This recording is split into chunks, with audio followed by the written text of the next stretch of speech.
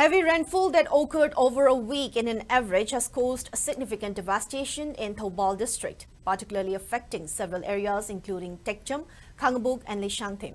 The downpour has resulted in widespread damage to agricultural lands, especially at Iroikol local region, where around 4 to 5 acres of paddy fields at Laipat local, Mugaji Mapal, Kuningsabi local, Khongban Makha and Chingtham Manim local have been destroyed. Here's an exclusive covered by SKTV News video journalist Benson and Thoubal correspondent Takilambam Rabi, providing on-ground coverage of the situation. The state had been ravaged by flood in multiple occasions this year. Even though the recent heavy rainfall did not wreak much havoc in Imphal city, it has inundated various paddy fields and fish farms in low-lying areas of Thoubal and Manipur district, causing huge losses and destruction to crops, livestock and fishes in these areas. People are reeling under severe hardship.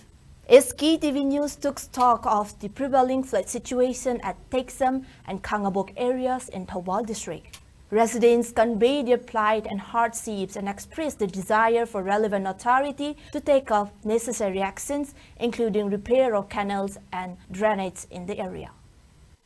Tekchamda saurib ising asi khongsa manga dagi lakpani khongsa manga adudi tentha turen khongjom turen langathen turen loksi pat men kenen sora mamangi ising amachung kaksing ilumgi ising hairba turen manga gi ising asina amukta pulap laga sing tobi haidana hatak ngasi manga tarungi gi mamang dagi landslide tawdana phunjanghiba khong aduda chingi ising asi natna ising asi singthokpam leite maruena mari leinabasinga hena sauna turen asi sengmai turen wabagai gi masi tarab amutang hanbiragadi ising asi yam thuna chithokpada mateng oigani haina khalli aduga Tekcham gi praja ayamba relief camp da leiba yaunare hongtok naraga sarkar gi mageidagi cheng chak thau tum mayam thilei adubu khunja ama oina haijan ningbadi maruina LPG gas asi yamna darkar oirakpa mabdi sing yen hojiti yamna marang kaidabna maram oiraga mari leinaba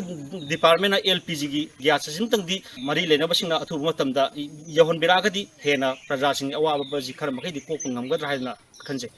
jari mafam asi Khangabuk lokong pat Moirangpali lokol dani mafam asi da leiba low ayamba punamak ising jina koi khu yong hena thudin khre hariba Khangabuk mayalekai asi numinini humni sida ising asidi khaga chithabadi hawkhre adubu hojik leiba lokong pat hariba Khangabuk ki jaga pat suk yam sidi aduk matik koi yam phum kaina ising thumjin duna leire Khangabuk mayalekai da relief camp ma hangami imung khre di koi hariba relief camp asida phum chadana leiri haijabatare lambi de chapro matamda imai bensinna tambirakum matamda hariba Khangabuk ki leiriba mafam ayambasi drainage system asi ninthi jana leite leitabuna maram oiraga chithagidaba koi ising mayam asi tungsillaga leibana maram oiraga hariba mafam sing asida nong taba khatung nataba ithai lokhong asi ninthi jana leitrabnina ising thumjinba flood ki phibom si situation si yorpani haidana imai bensing asu phongdopirami ithai lokhong phattaba aduga khongbanji phattaba adugi chawroklim hanadi kache tawramte adu hujikti asi jauna khongbanji phatramnera jummakti changte isingje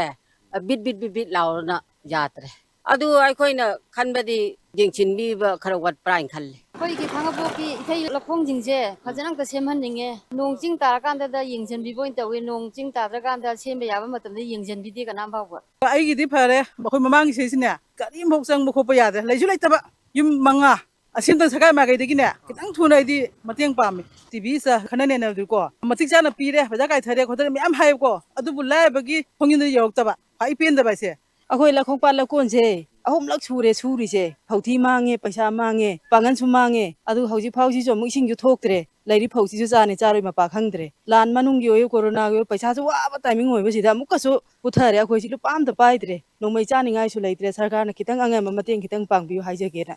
ain lepsari lambi si Tekcham to Irengban to Kaksing Bazar yogudo lambi ni hai lambi si nagyata leiriba pat singsi hokhiba nu tari ni haptam ki mamang dagi leptana nong surpa amadi pat singsi dagi phawal ko thuksinna mafam sida leiriba miyam si mati awa batin hange hari mafam sida leiriba yumhong tawa ki hariwa singina